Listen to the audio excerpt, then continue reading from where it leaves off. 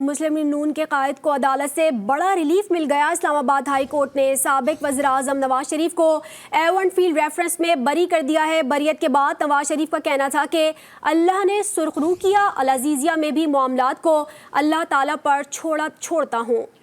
مزید تفصیلات فیصل عباس کی رپورٹ میں دیکھتے ہیں۔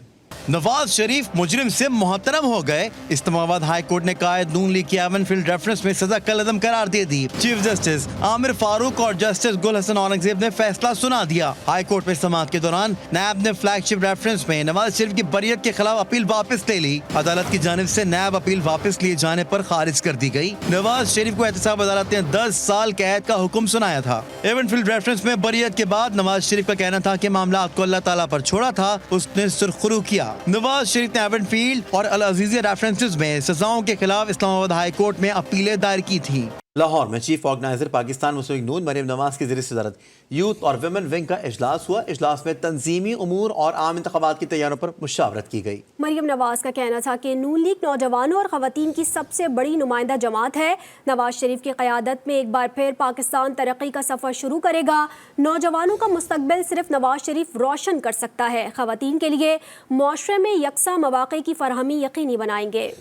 مسلم لیگ نون کے قائد کو عدالت سے بڑا ریلیف مل گیا۔ اسلام آباد ہائی کورٹ نے سابق وزیر اعظم نواز شریف کو ایون فیلڈ ریفرنس میں بری کر دیا۔ اسی پر بات کرنے کے لیے ہمارے ساتھ موجود ہیں نون لیگ کے سینئر رہنما عظمہ بخاری صاحبہ۔ بہت شکریہ جی ٹی وی کو وقت دینے کے لیے۔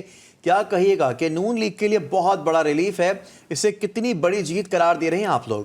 جی بہت شکریہ۔ پہلے تو پروردگار کا لاکھ کروڑ احسان ہے جی کہ اس نے یہ دن دکھایا، لیکن یہ ریلیف نہیں ہے، یہ انصاف ہے، اور یہ وہ انصاف ہے جس کو بہت دیر لگی ہے ہوتے ہوتے۔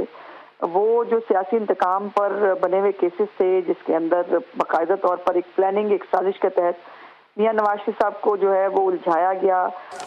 ریکارڈ جو ہے وہ کچھ اور کہتا تھا، کیلیبری فونٹ پہ جو ہے وہ مذاق بنایا گیا، میڈیا ٹرائل کیا گیا، لیکن رابرٹ ہیڈلے جو ہے وہ اس نے پروسیکیوشن کا گواہ ہوتے ہوئے گواہی دی کہ یہ ایک فونٹ 2005 میں موجود تھا، جو ڈیڈ ہے اس میں کوئی پرابلم نہیں تھا۔ پھر قطری جو ہے فیملی وہ ریکویسٹ کرتی رہی کہ ہمیں ہمارا ویڈیو لنک پہ ہماری سے گواہی لے لیں، لیکن ظاہر ہے اس وقت گواہی لینے کے لیے تو کوئی تیار نہیں تھا نا، چونکہ مقصد انصاف تو تھا ہی نہیں، اس وقت مقصد سازش تھا اور میاں صاحب کو راہ سے ہٹانا تھا۔